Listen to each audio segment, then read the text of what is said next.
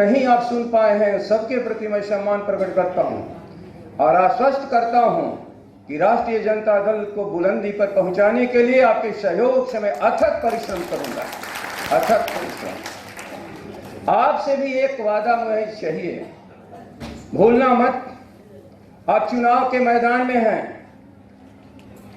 ये नवंबर का 27 तारीख 2019 का और नवंबर 2020 में विधानसभा का गठन हो जाएगा। ये नवंबर और उस नवंबर के बीच में जो समय है, यदि राष्ट्रीय जनता दल का कोई भी साथी आराम करने का प्रयास करेगा तो समझो हम मंजिल तक नहीं पहुंच पाएंगे। इसलिए अथक परिश्रम करो। सरकार आपकी थी, बेईमानों ने सरकार को छीना है। उन बेईमानों से लड़ते हुए फिर अपनी सरकार को इस पाटलिपुत्र की गद्दी पर बैठाना है। कोई दुनिया की ताकत न रोके यदि सब लोग एक साथ हो जाओगे। आपकी शुभकामना, राष्ट्रीय जनता दल के भविष्य की शुभकामना होनी चाहिए। मित्रों, कोई साधारण लोगों से काम हम लोग का नहीं पड़ा है इस देश में।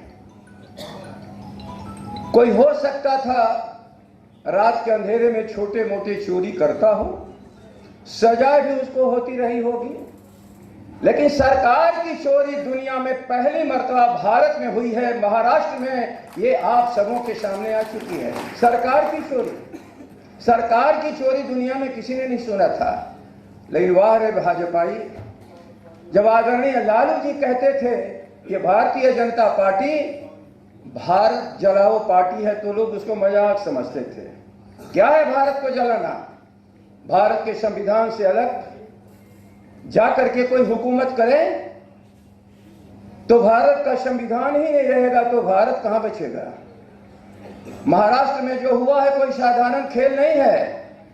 बिहार में तो लोगों ने पलटा था, यहां तो सीधे सरकार को ही रात के अंधेरे में चुरा लिया।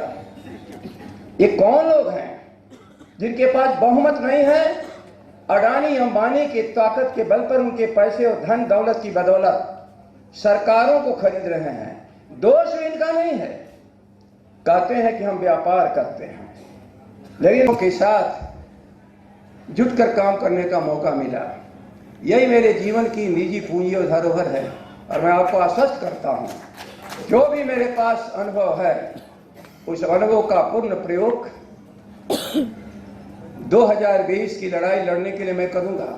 लेकिन याद रख लेना, आदरणीय लालू प्रसाद जी से लोग अलग नहीं हुए, फिर भी हम लोग हार गए। कभी सोचा विचारा कार्यकर्ता साथियों ने हमारी हार का कारण क्या लालू प्रसाद की लोकप्रियता की कमी है या हम सब लोगों की लापरवाही और उदासीनता है? हम लोग लापरवाह हो गए, हम उदासीन हो गए, हम समझे कि राज्य मिल गया, अब हमें क्या संकट है।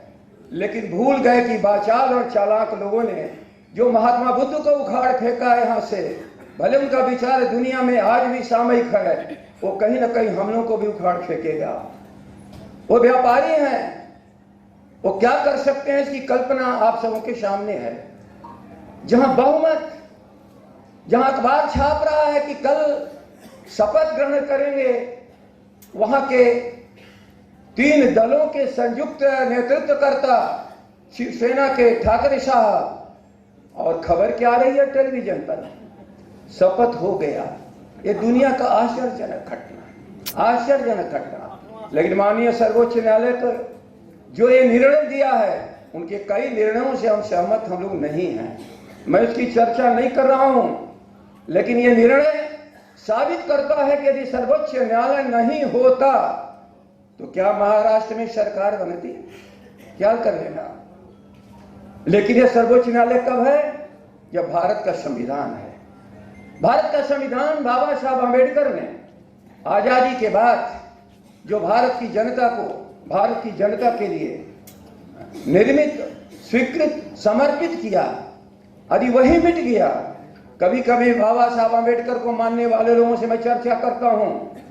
जब बाबा साहब आंबेडकर अमर रहे का नारा लगाते हैं तो मैं उन लोग से कहता हूं, बाबा साहब आंबेडकर अमर तब तक हैं जब तक भारत का संविधान भारत में मौजूद है। अब ये संविधान में